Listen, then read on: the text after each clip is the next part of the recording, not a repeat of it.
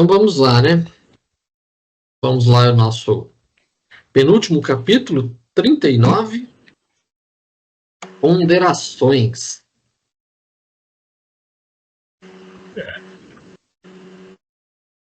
Então, assim, só para gente dar um breve relance, né? No capítulo anterior, que a gente viu aí o casamento, né? Casamento da Antonina com o Silva, Mário Silva.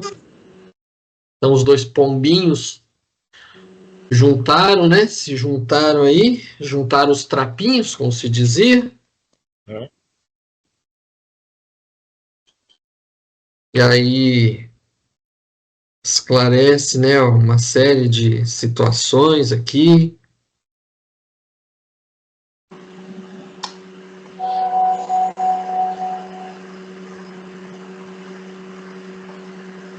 Aí no finalzinho do capítulo, né, já dá um adiantamento aí que a, a Evelina, né, a filha mais velha do Amaro, já estava ali lá, né, um trelelê ali, né, com É Lucas, né, o nome do menino? Lucas, o rapaz lá, né, irmão de Antonina. Isso. E aí começamos aí o nosso capítulo 39. Primeira questão já de cara aí. A primeira questão já vai praticamente já logo no iniciozinho, né? Só os primeiros parágrafos aí, né? Aí ele fala, começa assim, decorrido um mês sobre os esponsais de Silva, certa noite, por solicitação de Odila, fomos em busca de Zulmira e Antonina para uma reunião íntima no lar da benção. Então as duas são levadas, né, à colônia, né, dormindo, né, em espírito, sonho. Aí as duas vão até lá, né? E aí a irmã Clara, né, se junta a elas. Aí fala assim, né, que dentre todas as afeições presentes, sobrelevava-se a irmã Clara, que viera igualmente ter conosco. As duas excursionistas, ao contato daquele ambiente de genuína fraternidade, rendiam-se ao êxtase da paz e da alegria. Afigurava-se-lhes haver encontrado o paraíso. Tão pura se lhes desenhava no semblante a exaltação interior. No recinto amplo de Blandina, que Blandina adornara de flores, permutavam-se frases amigas e consoladoras impressões. O Alexandre acho que caiu. O Alexandre caiu? Sumiu aí. Voltou. Voltando. Deu uma caída aí. A internet deu um soluço. Então aí como estava iniciando aí, né? Então as duas vão... Vocês estão me vendo? Oi? Então, Estão me vendo? Tá. Ah, tá deu legal. uma piscada, mas... Aqui tava cinza ali, mas vamos lá. Aí? Vamos lá. Então lá as duas são levadas até a colônia lá, né?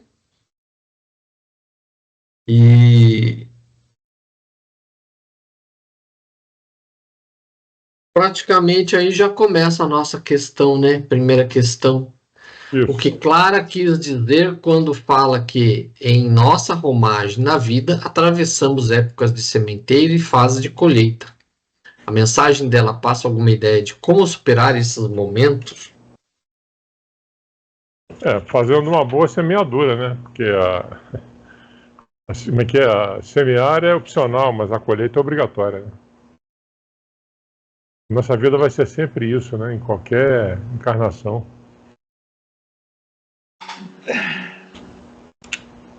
Atravessamos épocas de sementeira. Pode continuar aí, Alexandre, aqui. Não. Atravessamos épocas de... Quer dizer aqui, atravessamos épocas de sementeira e fases de colheita. Sempre. Resumindo, plantou, colheu.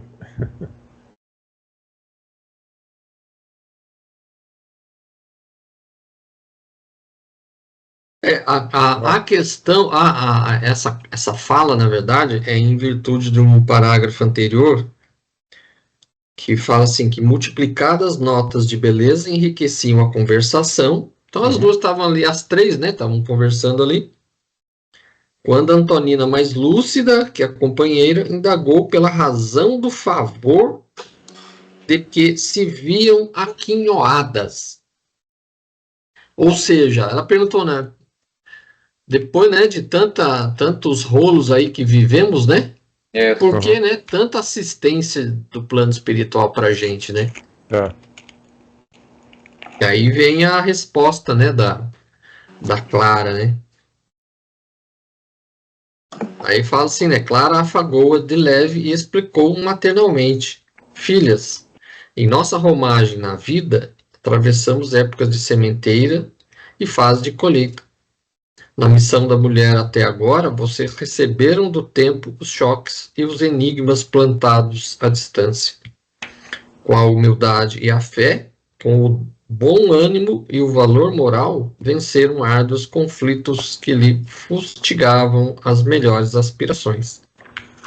Foram dias obscuros do pretérito refletidos do presente. Contudo, agora, acerenou-se-lhes a estrada. A paciência a que devotaram evitou a formação de nuvens da revolta e o céu se fez de novo claro e alentador. É como se o dia renascesse, resplandecente, de luz. O campo da existência exige mais trabalho e o tempo de semear ressurge ao viçareiro. Então, no fundo, o que ela coloca aqui, né? As duas erraram, as duas fizeram muita besteira no passado, né? Sim, cada um à sua maneira, né? Sim. Mas elas se prontificaram a reparar, né? A seguir um novo caminho. Tiveram a oportunidade de fazer... a velha história, não podemos mudar o passado, né? Mas podemos fazer um futuro diferente. Grande frase, grande Chico. Então, quando ele fala que foram dias obscuros, do pretérito, refletido no presente, contudo agora serenou-se a estrada, esses dias obscuros eram os dias que você fazia seu plantio, né? Sim, fazia seu plantio de maneira errada, né? E aí... Essas intrigas, até chegar nessa estrada serena aí, foi muita luta, né? Idas e vindas. Isso. Erros e acertos. E mais erros, né? Que ao longo do tempo o plano espiritual trabalhou, ajudou, e elas também, né? Acho que o fundamental foi a iniciativa e a disposição em mudar, né? Buscaram a mudança, o plano espiritual trabalhou para que isso também acontecesse, né? Montou seu ambiente de oportunidade e foi se concluído. Exatamente.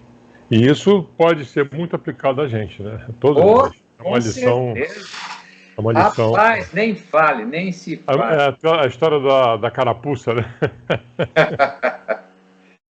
Cada um que pegue é que sirva.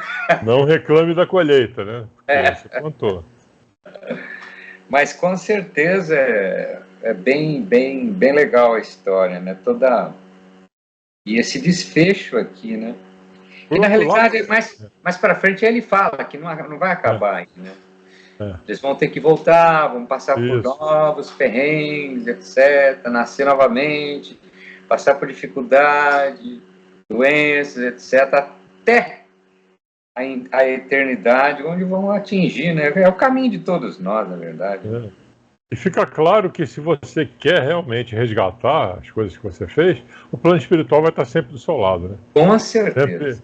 Sempre pronto para ajudar, né? Com certeza. E você não tem como enganar eles, você tem que mostrar, você não precisa nem falar, né? Eles sabem o que você pensa, como você está. Você está sendo sincero? Exatamente. Então você vai ter ajuda. A vontade, a sinceridade, a humildade de aceitar, Não, errei mesmo, você desculpa, perdão, etc. Não pode ser só da boca para fora. Né? Exato. Tem que vir lá de dentro.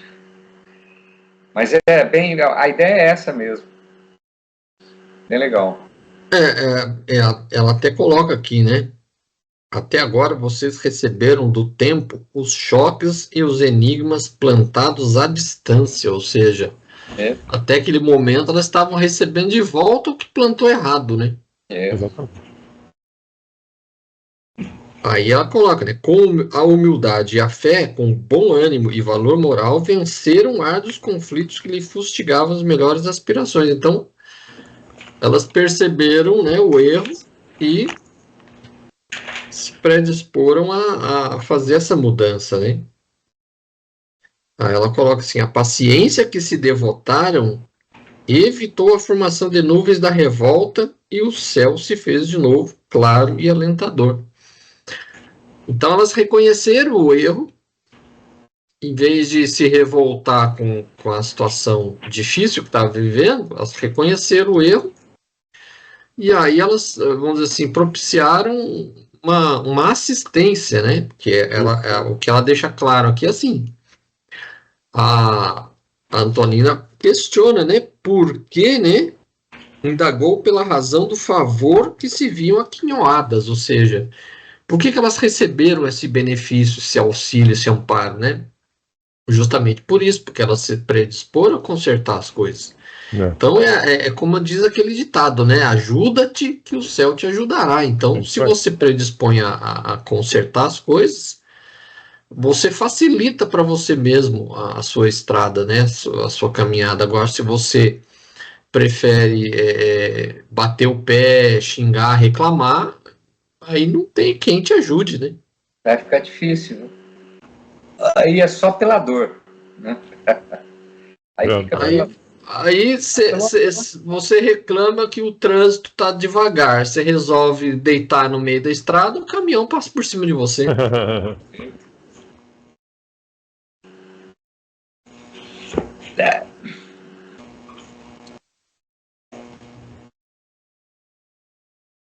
Aí logo, a segunda questão já está logo em seguida aí, né? É isso aí. Aí a segunda questão fala assim, a vida reduz-se a triste montão de trevas, quando não se faz pleno de trabalho. Fujamos à velha feira da lamentação, onde a inércia vende os seus frutos amargosos. Faça uma analogia entre a frase e a sua vida no trabalho, família, no centro espírita, etc. A vida se reduz a triste montão de trevas quando não se faz plena de trabalho. É aquela história de ajudar sempre o próximo, né? Trabalhar em prol das pessoas. Né? Fujamos da velha feira da lamentação, onde a inércia fende seus frutos amargosos. Para levantar, porém, a escada de nossa ascensão, é imprescindível banhar o espírito cada dia na fonte viva do amor que recompensa a si mesmo, com a alegria de dar. O Pai Celeste é onipresente, através do amor de que satura o universo. O sentimento divino é a corrente invisível em que se equilibram os mundos e os seres. Do trono excelso nasce o eterno manancial que sustenta o anjo na altura e alimenta o verme no abismo. A mulher é uma taça em que todo sábio deita a água milagrosa do amor com mais intensidade para que a vida se engrandeça. Irmãs, sejamos fiéis ao mandato recebido. Em muitas ocasiões, quando nos prendemos à lama do egoísmo ou ao visco do ódio, poluímos o líquido sagrado, transformando-o em veneno destruidor. Guardemos cautela. O preço da verdadeira paz reside no sacrifício de nossas existências. Não há sublimação sem renúncia no castelo da alma, como não há purificação no cadinho, sem o concurso do fogo que agrissola os metais. Clara fitou atônita de modo particular e aduziu. Filha, nossa Zulmira compreende hoje, sem necessidade de maior incursão no passado, o santo dever de asilar o pequeno Júlio no santuário materno. Percebemos que a instrutora, registrando o imperativo do descanso mental para a segunda esposa do ferroviário, que vinha de terminar longas refregas na preservação da própria saúde, buscava poupar-lhe exercícios mnemônicos. Nossa amiga prosseguiu indicando Zulmira com o olhar: está consciente de que a maternidade a espera de novo, em tempo breve.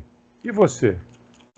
Com a irradiante bondade que habitualmente lhe marcava a expressão fisionômica, acentuou: recorda-se das experiências antigas e permanece atenta às razões que lhe inspiraram o segundo matrimônio?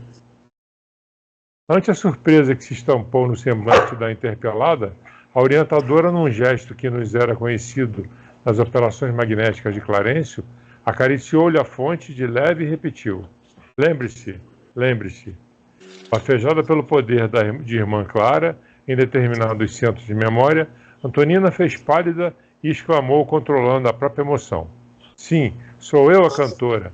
Revejo dentro de mim os quadros que se foram, os conflitos no Paraguai, uma chácara em Luque, a família ao abandono, José Esteves hoje Mário. Sim, percebo o sentido das minhas segundas núpcias. Denotando aflição no olhar, acrescentou: e Leonardo? Onde está Leonardo, infeliz? Não precisa dilatar reminiscências, disse Clara bondosa. Não nos achamos num gabinete de experimentos, e sim numa reunião fraternal. Fitando-a significativamente, ajuntou: basta que você se recorde. Em seguida, repartindo a atenção entre as duas, prosseguiu: brevemente, vocês serão chamadas a novo esforço no apostolado materno. Zulmira recolherá o nosso Júlio na concha do coração, e você, Antonina, restituirá a Leonardo Pires, seu avô e associado de destino, o tesouro do corpo terrestre. No santuário doméstico, as afeições transviadas se recompõem, a fim de que possamos demandar o futuro ao clarão da felicidade.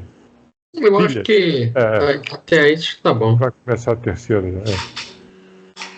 Então, vai ver o Julinho de novo, né? Sim. O Julinho vem com a Zulmira agora. Foi com a Odila, a última gestação? Ou foi com vai vir com a Zulmira de novo, né? Ele vai vir com a Zulmira, né? É isso aí. E a Antonina vai ser mãe do Leonardo Pires, né? Que tinha sido o avô dela, né? Exatamente. Aquele que tinha se envolvido com ela no Paraguai. Isso. E envenenou o Mário, né?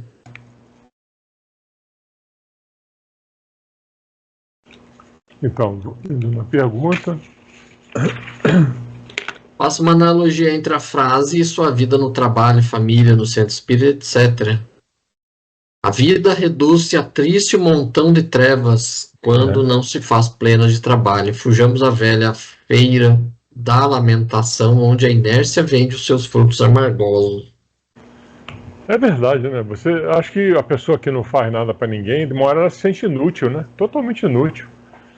Né? Você viver no seu mundinho lá sem fazer absolutamente nada, né?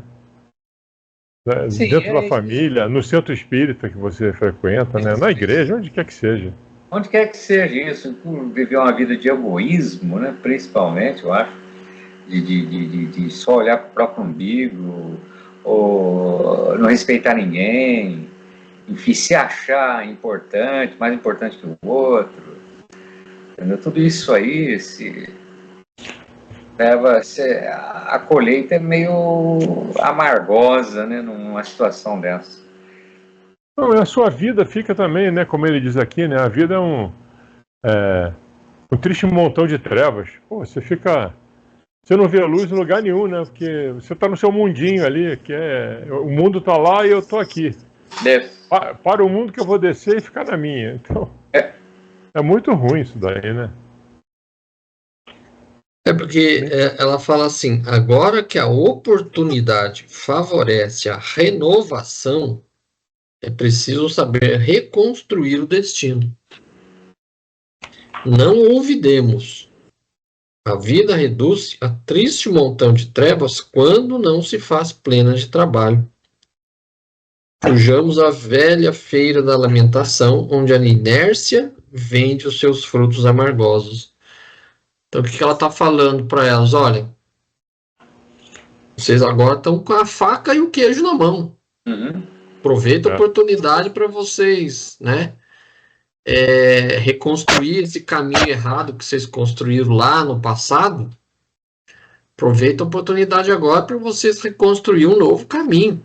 Né? Vocês vão ficar o quê? Nessa querela entre um e outro aí na eternidade? Vocês não vão sair disso. Vão ficar nessa o tempo inteiro. Vocês vão ficar aí vindo, reencarnando, sempre um de querela com o outro. E não vai sair disso. Então, mesmo que ela fala aqui, a vida reduz-se a triste montão de trevas quando se faz plena de trabalho. Ou seja, vocês vão ficar aí um enredado no outro pela eternidade, enquanto vocês não refazer, né, essas relações entre vocês. E aí, para isso, vocês precisam trabalhar, né? Precisam trabalhar, entre outras coisas, os sentimentos entre vocês, né?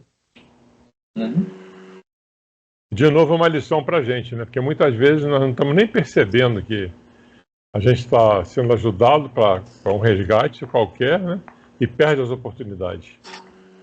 E aí você vai vir de novo. Com certeza. Sempre é válido a gente lembrar, né? Para que nós vamos fazer inimigos que só nos prende aqui? Né? Então, se a gente tem alguma antipatia por alguém, é porque é algo do passado. Então, aproveita a oportunidade que você está aqui e procura, né, restabelecer, né, isso e se libertar, porque de repente é a oportunidade que te foi dado para consertar, né, esse laço não muito bom do passado. Então, a gente não sabe a nossa ficha corrida do passado, então a gente procurar justamente, porque aqui fala também, ele pergunta também entre sua vida no trabalho, família e centro espírita. Então, vamos aproveitar essa oportunidade que está aqui para poder, né, a gente sair daqui pelo menos sem nenhum débito novo e a gente ter resgatado alguns, né? Sair com um saldinho positivo dessa. Aí, de preferência, com um crédito na conta, né? Com certeza. Um saldinho positivo na conta aí, né? Sai do vermelho, né? Sai do vermelho, né? Sai desse cheque especial aí, porque... Com certeza, velho. Que não adianta. Se tá no vermelho, você vai ter que pagar, velho. E com o juro, né? E o juro é alto. Nem pode escapar. Não tem saída. E o juro depende de nós, né? O banco avalia as suas intenções para te cobrar o juro. Se você aceita parcelar isso daí, resgatar, o juro é mais baixo. Agora, se você bate o pé, enfrente o banco, quer quebrar o banco, o juro vai ficar mais caro.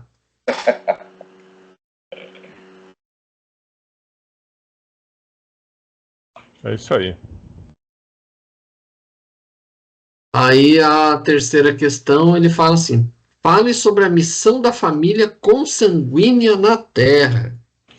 Muito bem. E aí, na sequência aí, é que fala a respeito da família aí, né? Identifiquemos, é por aí, né? Aqui Zulmira Colenar Novo Juro na Concha do Coração, a Antonina restaura. Restituirá a Leonardo Pires, seu avô, associado no destino, tesouro do corpo terrestre. No santuário doméstico, as afeições transviadas se recompõem a fim de que possamos demandar o futuro ao clarão da felicidade. Filhos, ninguém avança sem saldar as próprias contas com o passado. Paguemos desse modo os débitos que nos aprisionam aos círculos inferiores da vida, aproveitando o tempo de detenção no resgate em maior aprimoramento de nós mesmas. Amemos aperfeiçoando-nos. Identificamos no lar humano o caminho de nossa regeneração. A família consanguínea na Terra é o microcosmo de obrigações salvadoras em que os habitantes que nos habilitamos para o serviço à família maior que se constitui da humanidade inteira. O parente necessitado de tolerância e carinho representa um ponto difícil que nos cabe vencer, valendo-nos dele para melhorar-nos em humildade e compreensão. Um pai incompreensivo, um esposo áspero ou um filho de condição inquietante simbolizam linhas de luta benéfica em que podemos exercitar a paciência e a doçura e o devotamento até o sacrifício. Especialmente no tocante aos filhos, não nos esqueçamos de que pertencem a Deus e à vida acima de tudo. Na esfera carnal, a providência divina nos sela a memória no favor do renascimento, envolvendo-nos com o sopro renovador de abençoada esperança.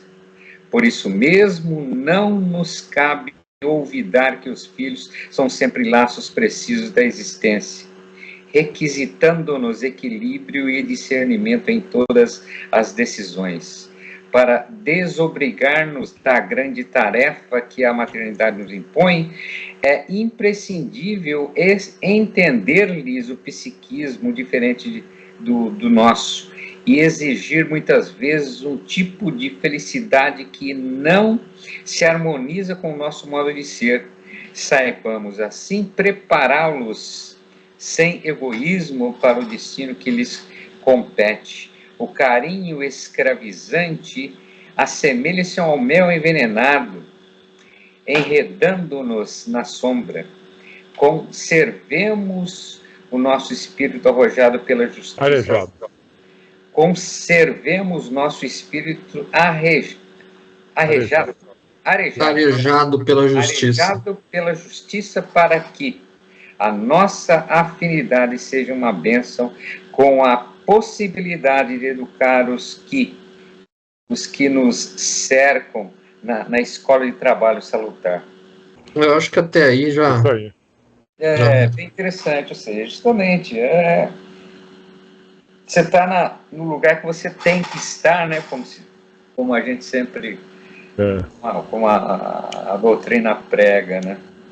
Estamos no lugar, então quando você enfrenta situações como essa, relação entre pai e filho, de irmão com irmão, enfim, com essa ou aquela dificuldade, é um exercício penoso para muita gente, né? Essa frasezinha aqui: o parente necessitado de tolerância e carinho representa o ponto difícil que nos cabe vencer. Isso. Valendo-nos dele, exatamente, para melhorar-nos em humildade e compreensão. Então, quando você vê aí essa briga entre irmão e irmã, enfim, pai e filho, essas coisas todas, você fala, por aí mesmo, vocês estão ali com essa necessidade, né, de superação, né? E muitas vezes isso muitas vezes não tem tem sempre aquela dificuldade de encontrar solução, às vezes, e tal. Então, é complicado. É interessante que sempre aparece a figura da mãe, né? A mãe tem um papel fundamental. O ponto que eu coloco é justamente isso. Ela coloca muito da mãe, mas não coloca nada do pai, né? Do pai, O pai também tem responsabilidade, não é só da mãe, né? Com certeza. Com certeza. Mas a mãe tem a figura feminina, né, que é a figura com uma representação maior. Isso não, obviamente que não tira o dever do pai, né, de ter a responsabilidade de demonstrar carinho, amor para com o filho ou a filha, enfim. Mas a figura da mãe a figura materna é uma figura mais sensível, né, na cabeça de todo mundo, né, de maneira geral, né? lado feminino, não é assim, vamos dar, vamos conversar, deixa pra lá, né? Sempre essa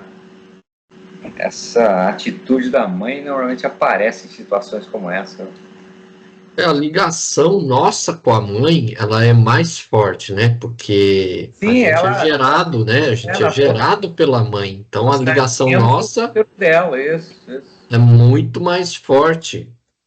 Esses dias atrás eu até eu vi o relato de uma pessoa falando, né? A respeito de uma dessas guerras aí que os americanos aí se envolveram aí lá no Oriente Médio. Aí relata que eu não sei se é americano, se é israelense, eu não sei, é uma dessas guerras aí do Oriente Médio. Mas eu acho que é israelense, né? Que um dos momentos que o rapaz estava relatando que chegou no local onde um dos soldados foi, vamos dizer assim, literalmente explodido, né? Que ele chegou, no instante que o rapaz ainda estava nos últimos instantes de vida, tinha acabado de acontecer, ele estava só com, vamos dizer assim, o tórax para cima, né? E ainda estava vivo, né? A última palavra do soldado que foi explodido ali foi mãe. É isso aí. Então você vê que a ligação é tão forte que naquele momento ali a única coisa que ele foi capaz de falar foi pedir pela mãe. Sim. A ligação é muito forte, né? E é isso mesmo, a gente vem, a mãe cuida, a mãe que amamenta, a mãe que está ali o tempo todo, o pai fica ali, né, na presença, obviamente que tem a sua dose de responsabilidade, mas a mãe é muito... É no colo da mãe que a criança fica, que amamenta ali, que a mãe... E nos dias assim de hoje, o pai até tem uma participação maior, mas antigamente era basicamente a mãe mesmo. A mãe, isso. Nas minhas memórias de infância, até chegar na pré-adolescência, a maior parte quase todas as minhas memórias é com a minha mãe. Sim, meu pai, poucas coisas eu lembro. Mesmo porque hoje com o ritmo de vida, ou então com a situação de maneira geral da vida, como um todo, a mãe hoje é meio que, vamos dizer, ela tem a responsabilidade afetiva bastante grande, mas também ela assumiu um lado financeiro, ela sai para o trabalho. Antigamente ela ficava em casa para cuidar das crianças. A mãe era feita para cuidar das crianças, cuidar do marido, ficar em casa, esperar o marido chegar do trabalho, né? Hoje ela já tem uma participação um pouco diferente, né? Ela é mais ativa, né? O próprio pai, por força das circunstâncias da mãe trabalhar também, passou a dividir, né? Então, hoje é mais meio que dividido, né? Isso aí. Isso. Porque eu estava lembrando, esse livro que eu uso aqui, Entre a Terra e o Céu, é uma versão bem antiga. Esse livro aqui era da minha mãe, é de 1972 esse livro aqui, quinta edição. Então a maior parte dos livros do André Luiz, dessa coleção André Luiz que tem, quase todos eles, é da época da minha mãe. Quando eu pego o livro, não tem como lembrar da minha mãe, porque o livro era dela. Verdade. Ele deixa um recado aqui, né? Saibamos assim prepará-los sem egoísmo para o destino que lhes compete. O carinho escravizante assemelha-se a um mel envenenado, enredando-nos na sombra. Ou seja, de novo aquele recado de que ninguém é de ninguém, né? Cuide do filho, tenha carinho por ele, mas prepare ele para o futuro, principalmente. Não queira ser a dona dele, né? Para a vida, porque o caminho é dele, né? O caminho vai ser sempre dele. É a velha história, né? Filha do mundo, né? Não é nosso. Porque ela coloca assim, ó. Para desobrigar-nos da grande tarefa que a maternidade nos impõe, é imprescindível entender-lhes o psiquismo diferente do nosso. Isso. Ou seja, o filho não vai pensar igual a nós, ao pai, à mãe. Ele vai ter suas próprias ideias, seu próprio caminho. E novamente procure dar exemplos, né, e não palavras. Sim. Não adianta você falar sim e depois sacudir a cabeça não, porque ele vai atrás da sua cabeça. Porque aí saibamos assim preparados sem egoísmo para o destino que lhes compete, ou seja, entender que o filho não é propriedade do pai ou da mãe, né? Ele é um ser com seu caminho a ser traçado, né? Próprio. Você vai ser um tutor durante a infância, até a adolescência. Depois, cada um por si, cada um segue o seu caminho, né? Eu lembro até de ter comentado em livros passados, né? Porque no mundo animal, a mãe, né, cuida do filhote até ele chegar numa certa idade. Depois de uma certa idade, se vira, meu filho, se vira, você é do mundo. Sim, mas na natureza, de maneira geral, a maturidade é mais rápida, né? Já percebeu? Né? A zebra nasce já fugindo do ataque do leão. Ela já sai correndo. É verdade. Já nasce correndo do leão, né? Agora a nossa dependência. Agora na selva, né?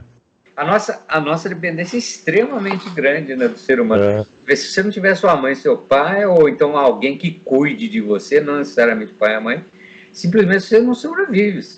Simplesmente, simples assim. Como é que você vai? O pessoal diz que aqui é uma selva, né? Selva é pior. Selva vai pra selva em si. Na natureza eles amadurecem, mas também o período de encarnação deles é menor. Não, alguns são maiores do que o nosso, assim, de maneira geral. Quanto vive um elefante? Quanto vive uma tartaruga? Pois é. Né? Então é o que coloca, né, nesse mundo aqui, o ser humano é o único que mantém laços com seus descendentes, porque no mundo animal chegou numa certa idade, ó, se vira. Né? Então, passa um certo tempo, os próprios pais e filhos depois nem se reconhecem mais. Sim. Né? Então, a gente tem que entender isso. Aqueles programas do Animal Planet, né, que às vezes a leoa ela tem 2 leõezinhos, ela vai ensinando, daqui a pouco, para caçar, né, principalmente. Agora é com você, é solo. Sim. Vai para a vida. Quer comer, vai caçar.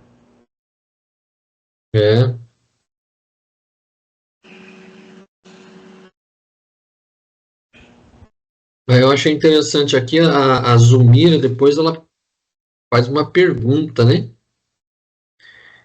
Ela fala assim, abnegada benfeitora, como agir para solucionar os problemas com segurança? Essa é uma pergunta bem crucial, né? Vocês superarão dias alarmantes de crise espiritual, informa o orientador. Aí ela fala, né, prestimosa e conquistar o ensejo de reestruturação do próprio destino. Agora, repitamos, é tempo de semear. Valorizemos a oportunidade de reaproximação.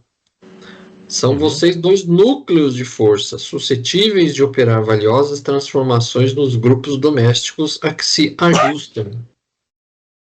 Façamos da amizade o entendimento fraterno, que tudo compreende e tolera, movimenta e ajuda, na extensão do sumo bem.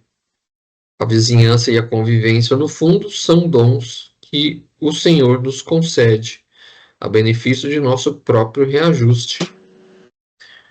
Então, se a gente for lembrar, né, tudo começa com a Antonina, né? Aquela famosa aquela noite que ela chama o Mário, né, para participar do Evangelho no lugar. Tudo começa a mudar de rumo com aquela reunião do Evangelho no lar dela, né? Isso.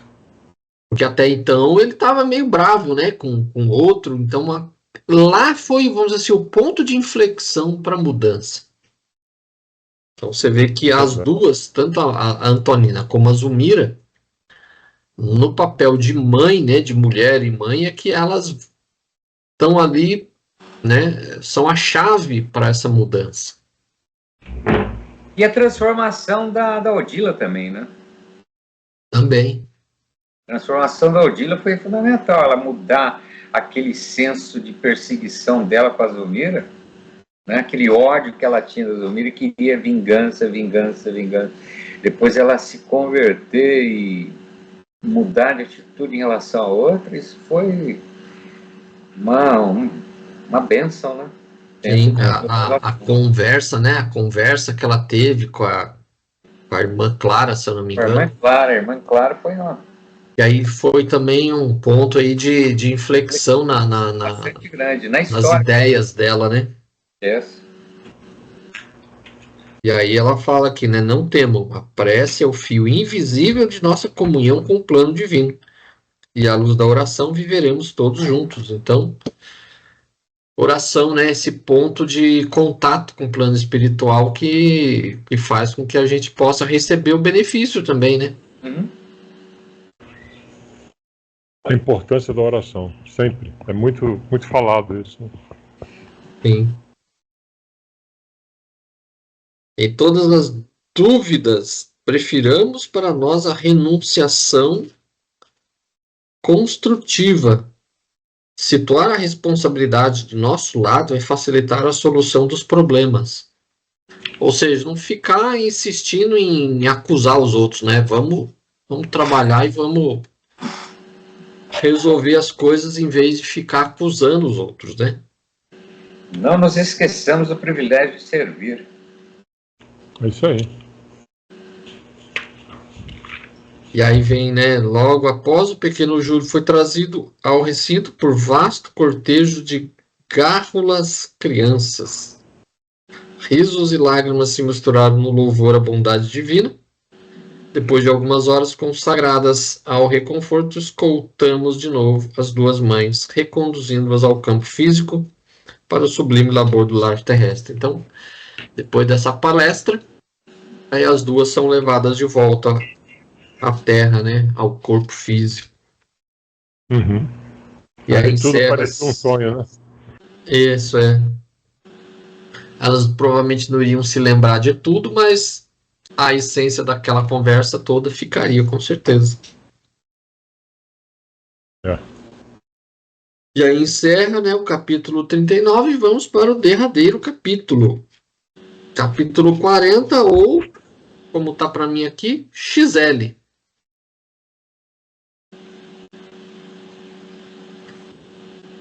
Em prece.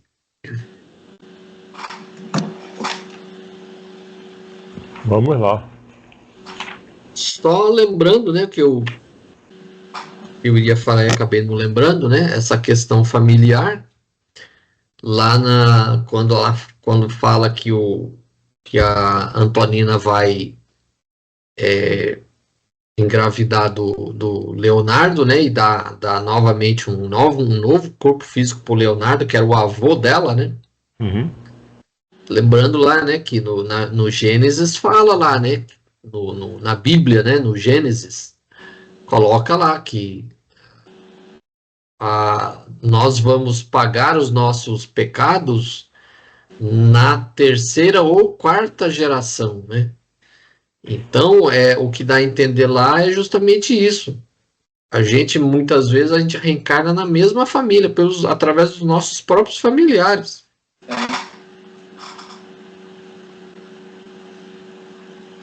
É. Então vamos aí, né? Bastante complexo. Capítulo 40. Então aí fala, né, inicia aqui falando, né, que um ano depois, né? Um ano transcorre, né? Um ano depois do casamento de Antonina, dirigimos-nos todos juntos à residência do ferroviário, na qual tantas vezes nos reunimos entre a prece e a expectação. Então passou um ano, e aí eles voltam, fazem aí uma carreata, né? De volta lá para a casa da Antonina. A vida marchara como sempre. Júlio e Leonardo haviam renascido em paz, então os dois já haviam reencarnado. Né? Sim. quase que ao mesmo tempo trazendo ao mundo elevados programas de serviço. Recém-chegados à Terra, sorriam ingenuamente para nós, conchegados ao colo materno. Então, praticamente os dois nasceram na mesma época. Amaro e Zulmira, Silva e Antonina, cônscios das obrigações que haviam assumido, prosseguiam juntos, entrelaçados na mesma compreensão fraternal. Então, as duas famílias ali passaram praticamente a conviver, né? É um final feliz, é. Parece aqueles finais de novela, né? Todo mundo, né? Todo mundo briga durante a novela toda, depois todo mundo faz as pazes, todo mundo fica feliz, né? Todo mundo fica rico, né? Lembrando que sempre tem casamento também, né? Final de novela. Sempre tem casamento. Sempre tem casamento, não pode faltar. Happy end. E aí o casamento, né? Lucas e Evelina celebravam os esponsais, ou seja, Aí, os dois já haviam casados também, né? Lucas, que era irmão de Antonina, e a Evelina, filha do Amaro, né? Nos dois planos, entre encarnados e desencarnados, tudo era esperança e alegria, paz e amor. Os noivos fitavam-se venturosos e Odila na função de sacerdotisa do lar e vinha pondo e dispondo na direção do acontecimento. Então eles estavam lá novamente numa festa, né, pelo que dá a entender, numa festa de casamento, né? Aí estavam lá, né, obedecendo, porém, a secreto impulso, ao invés de caminhar na direção de Evelina, dirigiu-se para Zulmira, enlaçando-a em lágrimas. Então, vamos dizer assim, aquele confronto que a Odila tinha em relação a Zulmira estava completamente superado. Então, ela praticamente viraram duas melhores amigas, né? Havia naquele gesto tanto carinho natural e tanto reconhecimento espontâneo que intensa emotividade nos tomou de assalto. Transfundiam-se ali dois corações maternos, na mesma vibração de paz, aurida na vitória interior pelo dever bem cumprido. Aí vai falando, né, a respeito aí do... Eles estavam provavelmente lá na festa de casamento e tal. Aí a segunda esposa de Amaro começou a chorar, possuída de inexprimível contentamento, né? Tocado de fé viva, né? O dono da casa rogou a Antonina pronunciasse o agradecimento a Jesus. A esposa de Silva não vacilou, cerrando as pálpebras, parecia procurar-nos em espírito, qual antena vibrátil atraindo a onda sonora. Então ela se sintoniza ali, né, com o plano espiritual que estava ali naquele momento, né? Eles estavam ali. Aí ela pronuncia uma prece aqui, né? Suavemente impulsionada pelo ministro, nossa amiga orou com sentida inflexão de voz. Vocês querem ler aí a prece ou não? Amado Jesus, abençoa a nossa hora festiva que te oferecemos em sinal de carinho e gratidão. Ajuda os nossos companheiros de hoje a que se consorciam, convertendo-lhes a esperança em doce realidade. Ensina-nos, Senhor, a receber no lar a cartilha da luz, a cartilha de luz que nos deste no mundo, generosa escola de nossos corações para a vida imortal. Faça-nos compreender no campo em que lutamos a rica sementeira de renovação e fraternidade em que a todos nós cabe aprender a servir. Que possamos, enfim, ser mais irmãos uns dos outros no cultivo da paz pelo esforço no bem. Tu que consagraste a ventura doméstica nas bodas de Canaã, transforma a água viva de nossos sentimentos em dons inefáveis trabalho e alegria. Reflete o teu amor na simplicidade de nossa existência, como o sol se retrata no fio de água humilde. Guia-nos, Mestre, para o teu coração que anelamos, eterno e soberano sobre os nossos destinos, e que tua bondade comande a nossa vida e o nosso voto ardente agora e para sempre. Assim seja. Acho que o Cláudio saiu, né? Não. Não? Eu não estou vendo você, mas tudo bem. Não, você está me vendo? Não, estou vendo só o Leonel agora. Deixa eu fechar a câmera aqui e reiniciar. Tá vendo aí? Sim, para mim voltou. Quer dizer, já não, para mim tinha não. saído, agora voltou. O seu não? Vai ver que é a minha. A minha tá estranha hoje. É estranho. Agora sim. Deu certo, hein? Okay, agora foi comigo, então. Sai do Fusca e entra no Fusca.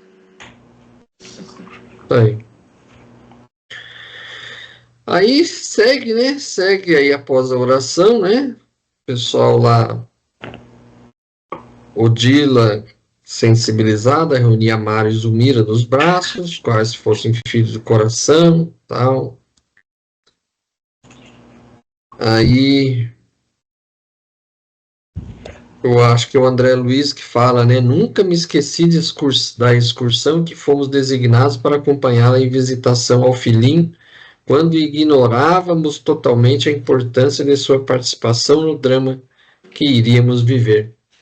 Então ele vai recordando, né? Quando ele chega na casa lá do Amaro e vê a Odila atormentando a Zulmira, né?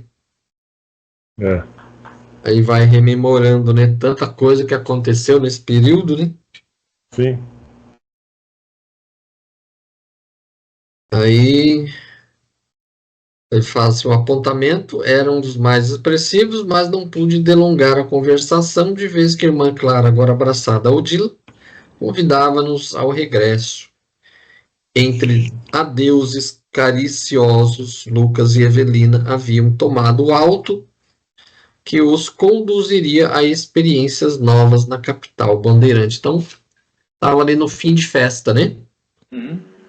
Aí eles estavam lá já se preparando para voltar para a colônia, né? Os dois recém-casados já haviam pegado o carro para se dirigir nessa capital bandeirante, ou seja, São Paulo, né? Onde eles iriam passar a viver, né? Aí eu achei interessante isso que ele coloca, né? Nossa história terminará assim, com um casamento risonho à moda de um filme bem acabado? Aí Clarence estampou o sorriso de sua velha sabedoria e falou: não, André, a história não acabou. Aí logo em seguida vem aí a primeira questão, né? É engraçado ele usar plural para Deus, né? Entre adeuses cariciosos. Sim. Aí a primeira questão, né, ele coloca assim: é a luta aperfeiçoando a vida, até que a nossa vida se harmonize, sem luta, com os desígnios do Senhor. Clarence novamente aborda nesse capítulo a importância do trabalho na vida do ser em evolução. Desenvolva mais uma vez sobre essa questão. Então, aí você lê: a festa alcançar o fim.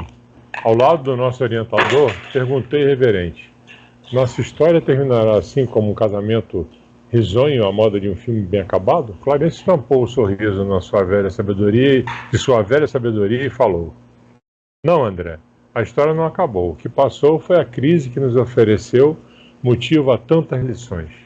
Nossos amigos, pelo esforço admirável com que se dedicaram ao reajuste, dispõem agora de alguns anos de paz relativa, nos quais poderão replantar o campo do destino. Entretanto, mais tarde voltarão por aqui a dor e a prova, a enfermidade e a morte, conferindo o aproveitamento de cada um. É a luta aperfeiçoando a vida, até que a nossa vida se harmonize sem luta com os desígnios do Senhor.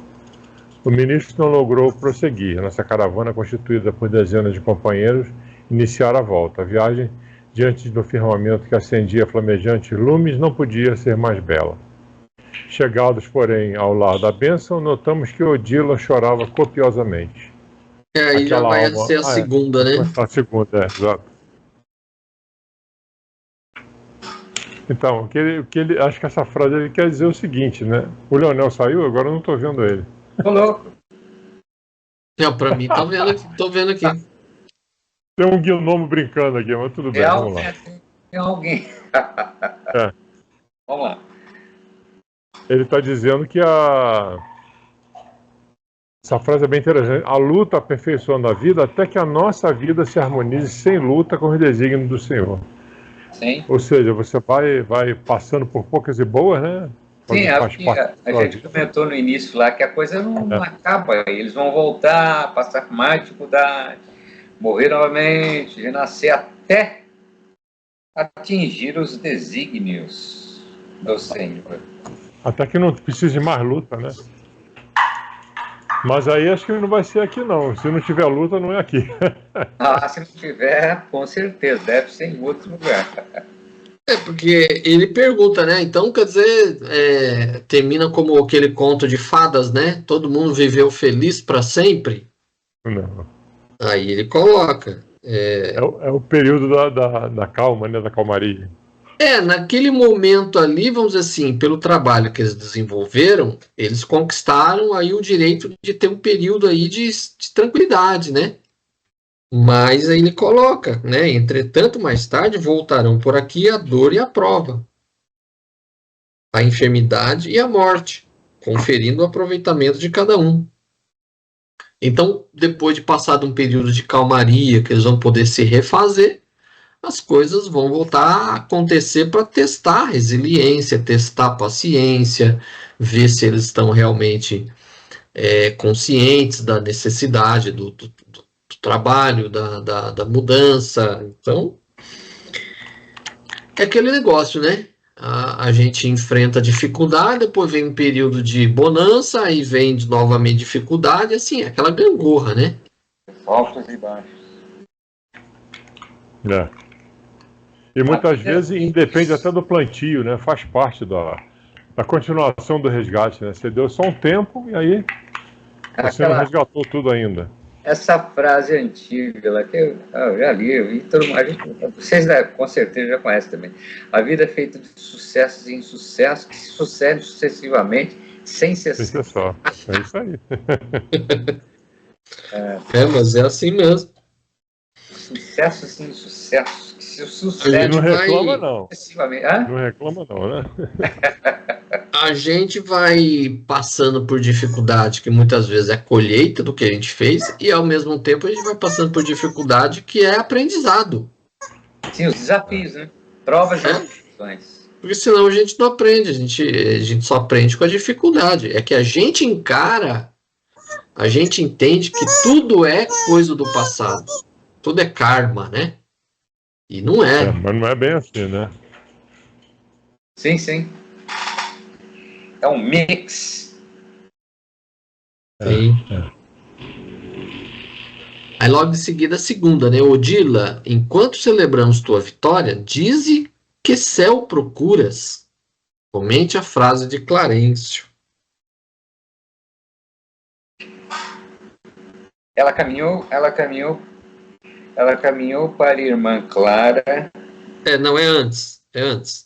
Odila, penetrando no santuário começa nesses chegados, porém, ao lar da bênção. Começa por aí. Chegados, eu não... Peraí, não estou... Antes? Antes daquela alma. Notamos que Odila chorava copiosamente. Aquela alma varonil de mulher vencerá a batalha comigo mesma. No entanto, não parecia satisfeita com o próprio triunfo. Vencer a batalha consigo mesma, né? Vencer aquela alma de mulher, vencer a batalha consigo mesma. No entanto, não parecia satisfeita com o próprio triunfo. Clara conseguiria conseguir ali brilhante posição no trabalho nas esferas mais altas. Contudo, a nossa heroína revelava-se em pequena consternação. Penosa consternação. Penetrando no santuário de Blandina, onde tantas vezes nos reunimos para examinar os problemas que nos afligiam, de perto, o ministro abraçou-a e recomendou paternal. Odila, enquanto celebramos a tua vitória, dize que céu procuras. Ela caminhou para a irmã, caminhou para a irmã Clara e escolheu-lhe. Beijou, né? Desejou, como é que é? Beijou-lhe a destra. Isso, beijou-lhe a destra, num gesto mudo de reconhecimento, e depois, voltando-se para o nosso instrutor, respondeu com humildade: devotado benfeitor, meu lar terrestre é o meu paraíso, mas não ignoras que o domicílio do mundo não te pertence mais. Sim, concordou a interlocutora respeitosa, sei disso. Entretanto, desejo servir a ele, sem que ele seja o meu amo. Não, sem que ele seja meu. Sem que ele seja meu. Amo meu esposo por inesquecível companheiro de vida eterna, abençoando a admirável mulher a quem ele adora, pertence e que passei a querer por filho de minha ternura. Amo meus filhos, apesar de saber que não podem presentemente sentir o calor de meu coração. Deus sabe que hoje amo sem o propósito de ser amada, que me propõe oferecer-me sem restrição, a fim de aprender sem retribuição. A fim de aprender com Jesus a dar sem receber. A emoção. É aí, né? Então, a Odila estava meio dividida, né? Diz que céu procuras. Ela diz que quer se dedicar bem à família, né? Ela quer se sentir junto do cara que ela ama, do esposo dela, né? Que ela ama e ele ama ela também. E quer curtir a vida, quer curtir a família, né? Aqui pelo que eu entendi, elas chegam de volta lá na colônia lá, né? Que é o lar da bênção. E aí ela começa a chorar, e aí ninguém entende, vamos dizer assim, né? Por que você está chorando, né? Você conseguiu aí uma grande vitória, né? Superou, né, todas as dificuldades sobre você mesma, né? E ainda fala aqui, né, que Clara conseguira ali brilhante posição de trabalho nas esferas mais altas, ou seja, ela conseguiu subir um degrau nessa escada aí, né? Isso aí. E aí eles não entenderam, né? Por que você está chorando, né? Então aí, por isso que o ministro pergunta, né? Dizem que céu procuras. Então falando, mas o que você está querendo, minha filha? Você quer, né? Aí ela expõe, né? Pelo que ela expõe aqui, ela ainda é incapaz de se desligar dos seus familiares. Ela ainda não consegue se desligar. Então aí é por isso que ela fala aqui, né? Meu lar terrestre é o meu paraíso. Meu paraíso. Então ela não consegue ainda se libertar desses laços que ainda a prendem ao ex-marido, né? A filha. Sim. Ao filho, né? Que reencarnou agora através da Zumira. Né? Então ela criou laços, né? Antes ela odiava a Zumira, agora ela criou um laço com a Zumira que ela também não consegue mais se desfazer, né? Então falar, não adianta, é como se ela estivesse dizendo assim, não adianta eu ir em esferas mais altas e continuar pensando neles. Eu não vou conseguir fazer nada. Então melhor eu voltar e ficar lá. Que ela diz, tem uma frase que ela diz: amo meus filhos, apesar de saber que não podem presentemente sentir o calor do meu coração. Sim. Mas não é esse também não, é aqui, ó. Amo meu esposo por inesquecível companheiro da vida eterna, abençoando a admirável mulher a quem ele agora pertence e que passei a querer por minha filha, por filha de minha ternura. Deus sabe que amo sem o propósito de ser amada, que me propõe oferecer-me sem retribuição a fim de aprender com Jesus e dar sem receber. Então, pelo menos nesse aspecto aí, ela estava já bem consciente, né? Apesar da forte ligação com a família, ela estava já querendo dar sem receber, sem intenção, né? Sem esperar o retorno. Porque um trecho antes aqui, ele coloca, né, que a nossa família é a família humana, a família universal. Uhum. Né? Só que ela, com a gente, assim como nós também, né? Tenho certeza, a gente ainda não é capaz de se desligar dos nossos laços familiares. Então a gente ainda não tem como alçar voos mais altos e desligar completamente dessa família. Aqui ela estava começando, né? Ao se dedicar à família, mesmo sem retribuição nenhuma, ela já estava começando a se desligar, mas ela ainda se sentia ligada. Então ela não ia ser capaz de viver num outro plano longe dos familiares. Já que tem a família, então... Famoso Jaque, né? Já que é. E ela chama bem a atenção ali, né? Mas não ignoras que o domicílio do mundo não te pertence mais. Sim. Porque ela fala, né? Meu lar terrestre é o meu paraíso. Aí ele fala, mas não ignoras que o domicílio do mundo não te pertence mais? Ou seja, você é desencarnada. Está desencarnada. Né? Então, o que você vai ficar fazendo lá junto com o pessoal? Então, ela, mesmo assim, ela não consegue se desligar. Ela ainda se sente pertencente, né, à família. Ela concorda, né, com essa situação dela, desencarna e concordou interlocutor respeitosa. Sei disso, entretanto, desejo servir a ele sem que ele seja meu. Amo meu esposo por inesquecível companheiro de vida eterna. Eles não vão mais vê-la. Sim. Mas ela se propôs a se dedicar a eles, né, para que eles pudessem cumprir, né, a missão deles nessa encarnação aqui ainda, para que eles pudessem desempenhar da melhor forma possível, né? Então já é um desprendimento, né? Você se dedicar sem ficar esperando reconhecimento já é um desprendimento. Então ela já estava começando aqui, né? Aí na sequência vem a terceira, né? Onde permanece o nosso amor, aí fulgura o céu que sonhamos. O que você entendeu sobre a frase de Clarencio?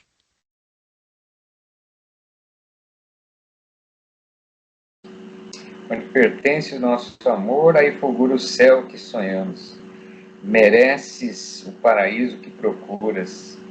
Retorna, Odila, ao teu lar quando quiseres. Se para o teu esposo e para as almas que seguem o astro de cada noite e a bênção de cada dia. O amor puro outorga-te esse direito. Volta e ama. E quando te ergueres do vale humano, teu coração será como faixa de sol, trazendo ao Cristo os corações que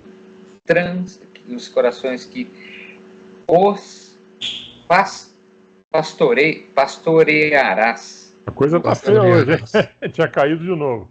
Eu vi que você congelou e depois caiu. Entrou e saiu, hein? Mas vamos lá. Aí a terceira questão, né? Onde permanece o nosso amor, aí fulgura o céu que sonhamos, né? O que você entendeu sobre a frase de Clarencio?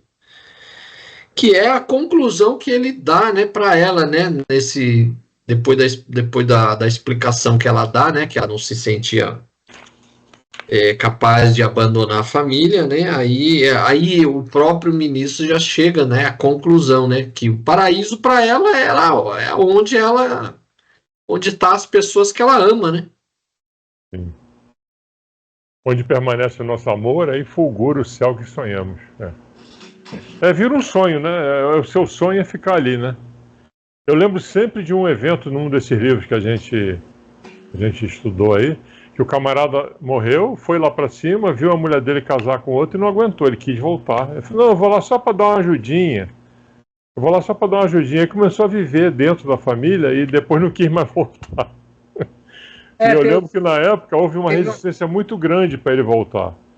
Tinha uma passagem assim, eu não me lembro exatamente qual o livro, né?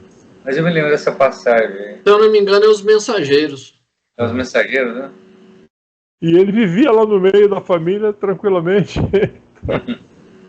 É o sonho dele, né? Ela ficar lá no meio da mulher. De novo, é o apego, né? Que a gente precisa trabalhar, né? Trabalhar e é difícil. O caso dela é diferente, né? Porque o caso dela não foi para ficar ali, ela foi lá para se dedicar mesmo a eles, né? Como se fosse um anjo da guarda mesmo da família, né? Exato. E aí o Clarencio chega a essa conclusão, né? Mereces o paraíso que procuras, retorna, Odila, ao teu lar quando quiseres. Ser para o teu esposo, para as almas que o seguem, o astro de cada noite e a bênção de cada dia. O amor puro outorga-te esse direito, volta e ama. Então, pelo que ela fez, né, ela tinha, né, esse merecimento de voltar lá e ficar com eles e continuar essa assistência, né, aos familiares para que eles pudessem continuar. Então, não era algo assim... ela já tinha superado essa coisa egoística, né, de estar ali, é meu. Não, ela foi lá realmente desprendida para auxiliá-los, tanto que ela coloca, né, mesmo eu vou ser ignorada aqui, né, mas eu vou continuar ajudando eles, né. É isso aí.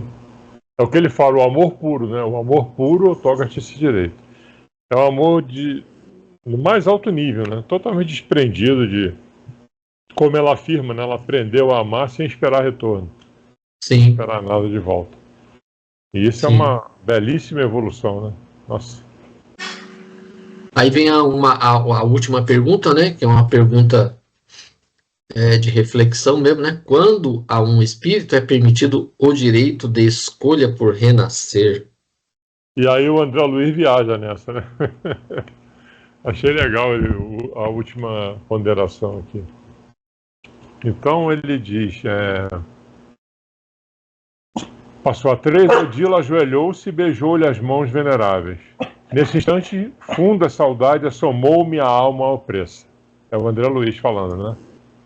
Experimentei a estranha sensação do pai que busca inutilmente os filhos arrebatados ao seu carinho. Ave distante da paisagem que vira nascer, vi-me atormentado pelo anseio de recuperar de imediato o meu ninho. Lágrimas quentes derramavam-se do meu coração pela concha dos olhos, e temendo perturbar a harmonia reinante, demandei o jardim próximo e, sozinho, fitei o firmamento pintalgado de estrelas. O vento que soprava célere parecia dizer-me, confia. O perfume das flores de passagem por mim apelava em silêncio, não te detenhas. E as constelações faiscantes, pendendo da altura, davam-me a impressão de acenos da luz eterna, concitando-me sem palavras. Luta e aperfeiçoa-te. A plenitude do teu amor brilhará também um dia. Então, numa prece de agradecimento ao Pai Celestial, percebi que meu espírito pacificado sorria de novo, ao toque inefável de sublime esperança. Ele estava no caminho certo, né? Fazendo, né, as coisas que ele podia fazer, ajudando o próximo. E a hora dele ia chegar, né? Já estava querendo reencarnar já, né? Porque quando ele faz essa pergunta aqui, né? Quando a um espírito é permitido o direito de escolha por renascer, é justamente quando começa essa situação que o André Luiz acaba de relatar nesse finalzinho aqui. Quando a pessoa começa a sentir a necessidade, né? Quando a pessoa já está ali cansado dessa vida espiritual que não vai trazer grande coisa, né? Quando a pessoa começa a perceber que o que tinha que aprender ali já aprendeu e ele precisa voltar, que aí por isso que ele coloca aqui, né? Funda saudade assomou-me a alma opressa. Então ele já começa a sentir, né, a necessidade de poder reencarnar e aprender, porque a gente aprende mais aqui, né? No plano espiritual, o André Luiz, por toda essa trajetória, ele aprendeu bastante, mas o que vale mesmo é a experiência aqui na matéria, né? E esse é um caso de escolha, né? Quando um espírito é permitido o direito de escolha por renascer. Mas existe a reencarnação compulsória, né? Você tem que reencarnar, por algum motivo. Mas a compulsória é colocada assim muito raro. É muito raro a compulsória. A maioria sempre é escolha. A compulsória não seria... Acho que a gente já discutiu isso de alguma forma aí. A compulsória não seria aqueles espíritos mais atrasados, vamos dizer, que...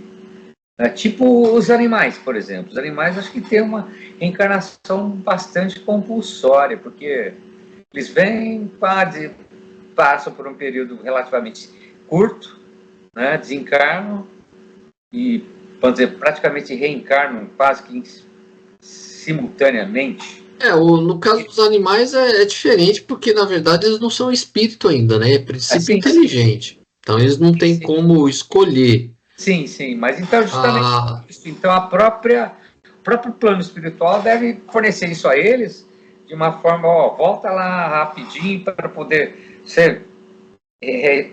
reviver, né?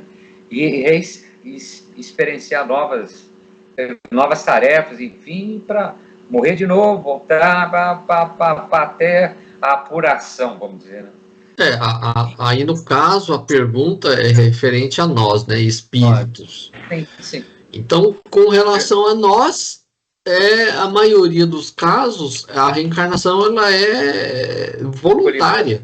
É muito raro reencarnação compulsória. É só quando os espíritos nas suas primeiras encarnações, né? Quando ainda é muito ignorante, né? Muito simples. E aqueles que de repente desencarnam em situações assim que o espírito está meio dementado, né? Aí ele não tem condições de escolher. Aí escolhem, é feita a escolha por ele. Mas entre nós, vamos colocar assim, espíritos do nosso grau de evolução, é raríssimo o compulsório. Na maioria das vezes ele é voluntário. O espírito ele desencarna e muitas vezes ele fica vagando para lá e para cá, né? O espírito errante. Aí quando ele se cansa dessa vida de errante, aí ele se predispõe a reencarnar. Aí tá facilitado, né, o caminho. No caso do André Luiz, ele aproveitou, né? Aproveitou para aprender bastante coisa. Então, ele vai, com certeza, quando reencarnar, ele vai reencarnar numa condição muito melhor para ele poder aproveitar muito mais, né, a encarnação dele. Mas todo espírito do mesmo grau que nós, que o André Luiz é um espírito no mesmo grau nosso, chega um ponto que ele precisa reencarnar para passar por novas experiências materiais, porque a gente aprende mesmo aqui na carne, né? O plano espiritual é como se fosse uma faculdade. A prova é quando a gente reencarna. Sim, faz sentido. Eu me lembro de um evento de reencarnação compulsória que a gente comentou aqui. Por exemplo, aquele espírito que fez mal a muita gente aqui. O espírito, quando sobe, ele pode ser perseguido lá em cima, de tal forma que, para preservar, né, até preservar o espírito, ele desce de novo. Ele reencarna para fugir daquela turba que está atrás dele lá em cima. Mas ele precisa querer, né, reencarnar. Porque nesses casos aí, ele só reencarna se ele quiser. Se ele não quiser, ele vai continuar sendo perseguido lá, até ele concordar, né, em voltar. Porque no plano espiritual nada é imposto. Então, não tem como grudar, você vai reencarnar aqui, vou te levar. Não, se ele não quer, não vai. Então o espírito precisa querer reencarnar. Mas nesse caso não teria, tipo, uma orientação para esse espírito? Olha, do jeito que está aqui, acho que é melhor você descer. Ou não existe? Não, às vezes sim. Na própria revista espírita, Kardec relata casos assim, né? Então o espírito muitas vezes ele é assessorado, às vezes por familiares, mas muitas vezes o espírito não quer saber de nada. Então quando ele começa a cair em si, perceber que ele não está ganhando nada ficando ali, ele começa a escutar, né, o conselho dos familiares. Aí ele se predispõe a voltar, mas sempre a gente tem que entender isso. A reencarnação ela é compulsória em raríssimos casos. Entendi. A maioria das vezes, espíritos como nós, na condição que nós estamos, a reencarnação ela é sempre voluntária. Você tem que se predispor a voltar. Senão não adianta. Agarrar o espírito à força e encarnar ele, isso aí não funciona. Não é assim que acontece. Até porque tem toda a preparação, né? A gente passou por um livro aí que fala, né, dos planos da reencarnação. Sim. Então, o espírito ele precisa se convencer da necessidade da reencarnação. Senão não funciona. Agora eu estava pensando aqui, já pensou? Ele falou, quero reencarnar. Aí no meio do processo, quero mais não. Agora tu vai. Acontece. Se a gente for comparar, por exemplo, quando a gente tem filho pequeno, ele quer ir para a escola? Não quer. Você tem que pegar e levar ele. É praticamente uma obrigação. Vamos colocar nessas circunstâncias os espíritos que ainda estão ali no começo do seu desenvolvimento, suas primeiras encarnações, ele ainda não sabe bem direito o que querer. Então esses espíritos eles são encaminhados à reencarnação, porque eles ainda não têm plena consciência das coisas. Os espíritos como nós, por exemplo, no nosso estágio, é como, por exemplo, a faculdade, né? Então a gente vai por quê? Porque a gente sabe que a gente precisa estudar, ter um diploma para poder ter uma profissão, trabalhar, sobreviver, né? Então aí espíritos que têm já condição de escolha, aí ele faz a escolha dele, ninguém vai fazer por ele, né? Então nós como adultos, ninguém vai fazer escolha por nós. Nós temos que fazer nossa escolha. Já estamos numa idade, os nossos pais não levam mais a gente para lá e para cá. Então é mais ou menos, se a gente for fazer uma comparação meio tosca, é mais ou menos assim que funciona. Faz sentido isso, faz sentido. Principalmente aquilo que você falou, uma criança, como ela ainda não tem o discernimento apurado, né, ela precisa ser conduzida, né? Então, aí o pai e a mãe, que são espíritos, vamos dizer, teoricamente mais à nossa frente, que estão ali com algum dever, alguma relação conosco, eles nos orientam a ir à escola para aprender, enfim, nos conduzem aos caminhos iniciais da vida. Sim. Daí para frente, levantou, andou, agora está contigo. Chegou vamos dizer assim, na idade adulta espiritual, Sim. Você faz as suas escolhas. Caminhe com as suas próprias pernas. Sim. Porque senão a gente vai imaginar um plano espiritual que a gente é obrigado a fazer um monte de coisa. A gente não é. Faz porque a gente quer. Não sei se nós já falamos sobre isso. A questão do sexo, quando vai reencarnar, ele é definido pelo espírito? Como é que funciona? Não, ele pode escolher reencarnar como homem, pode escolher reencarnar como mulher. No Livro dos Espíritos coloca claramente que isso aí não tem relevância. Né? Pelo que eu já vi até agora, em função das tarefas que você definiu, ou que estão definidas para que você cumpra. Então, as suas tarefas já pré-determinadas, o que você as escolheu, entendeu? Para que você cumpra essas tarefas, você tem que vir na condição de mulher. Para que você comece outras tarefas, você vem na condição de homem.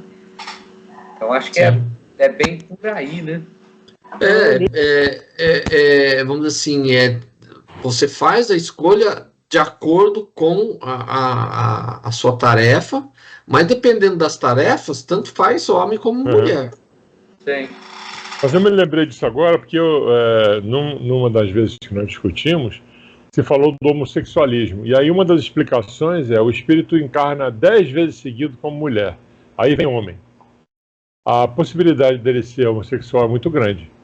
Porque ele ficou 10 vezes encarnando como mulher e aí veio o homem. E ao contrário, a mesma coisa. Ele 10 vezes como homem vem mulher. A possibilidade de ser um atame na vida é muito grande. Sim, não acontece sempre, porque a gente, nas nossas reencarnações, muitas vezes a gente alterna homem ou mulher. Sim. Há alguns casos, o espírito, o psiquismo dele está tão ligado ao feminino ou ao masculino, que ao trocar, existe, né, esse choque entre o sexo biológico e o que vai na mente da pessoa. Então acontece isso aí. O que a gente precisa entender, que as pessoas precisam entender, é que isso não é uma doença, isso não é uma anomalia, isso é perfeitamente natural, porque o sexo está na mente, não está no físico. Então algumas pessoas, por isso que colocam, algumas pessoas se identificam com o sexo feminino, embora tenha nascido masculino. Isso não é uma doença, não é uma anomalia, né? Não é tratável pela psiquiatria ou psicologia, porque não é uma doença mental. Né? É algo que acontece. Vai enfrentar um preconceito violento, né? Sim. Assim, de maneira geral, hoje no mundo, na condição humana, hoje enfim, não só esse estado que a gente que é recriminado, que é massacrado, né? Principalmente no Brasil, onde o homossexual sofre muito, né? Mas eu diria que eles ganharam muita força nos últimos anos. Nos últimos anos tem... Se você parar para olhar como era no passado, né, e como é hoje em dia... Sim, com certeza, isso com certeza. Apesar... A liberdade de se expressar, né? Isso, essas paradas gay hoje, o cara vai lá... O direito de exercer a cidadania como qualquer pessoa. Verdade. Né? E isso aí é algo que tende a evoluir. Então as pessoas têm que entender isso, que é uma pessoa com direitos de cidadão igual com qualquer outro. Com certeza, mas ainda existe muito preconceito, com certeza que ainda existe. Mas se comparado a puxar 50, 60, 80, 100 anos atrás, aí é uma aberração. Dentro do próprio espiritismo, nós temos personalidades, por exemplo, o Herculano Pires, por exemplo. Se for puxar textos que o Herculano Pires escreveu, por exemplo, ele colocava que o homossexual era uma anomalia. O Herculano Pires tem muito mérito em muitas coisas, muitas obras que ele escreveu, mas tem suas derrapagens, né, seus deslizes. Isso é um deslize imenso. Porque ele colocava que era uma anomalia. Não tem nada, não tem anomalia nenhuma. Sim. Não é? Entre outros aí que no passado também colocavam. Então, dentro do próprio espiritismo não tinha esse tipo de coisa. Então a gente precisa entender isso. Eu tenho um amigo, uma amiga, irmã de um amigo meu, bem bastante chegado. Eles tiveram um filho e o moleque chegou aos 18, 17, 18. Ele abriu o jogo, saiu do armário, literalmente. E, assim, um choque. O tio dele não aceita isso, o tio dele. Mas o pai e a mãe abraçou de corpo e alma, cara. Muito legal nesse sentido. Entendeu? Abraçou de corpo e alma, todo o apoio e tal, entendeu? O que acontece? Se veste como mulher, enfim, tudo.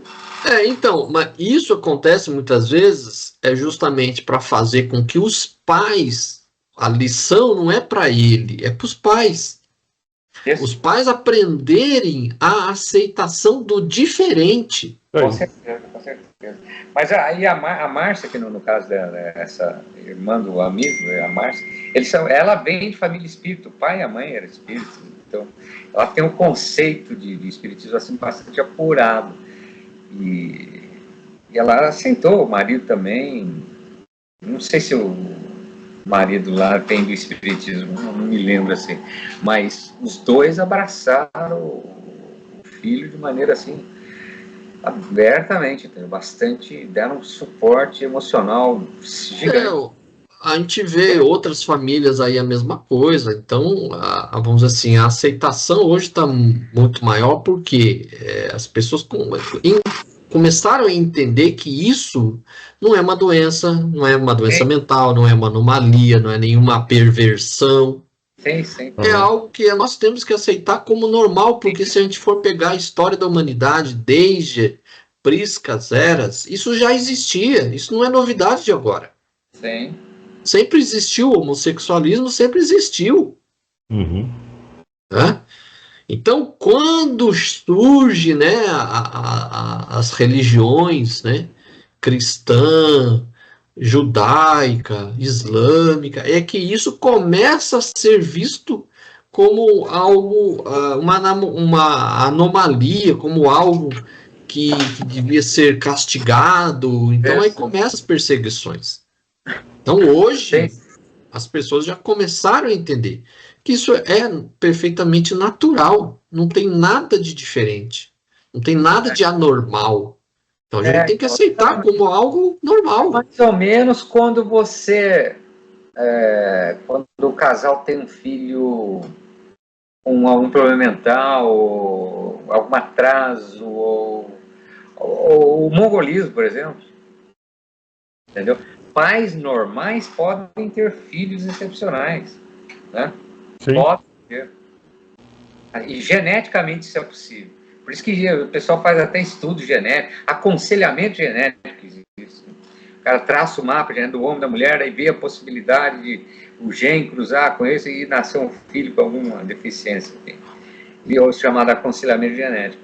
Mas muitas vezes, nossa, eu vi um casal assim, também assim, próximo aqui da família. O pai, putz, como é que veio? Como é que pode? Os dois são normais, não sei o quê, veio uma criança nessa circunstância, nessa situação. O pessoal fica meio assim, né? Mas aí aquilo que você falou, a tarefa, o desafio para o pai e para a mãe. Sim. Bom, é isso aí, gente. Então, Zé Fini, mais uma obra. Mais uma obra. Partir aí para uma próxima.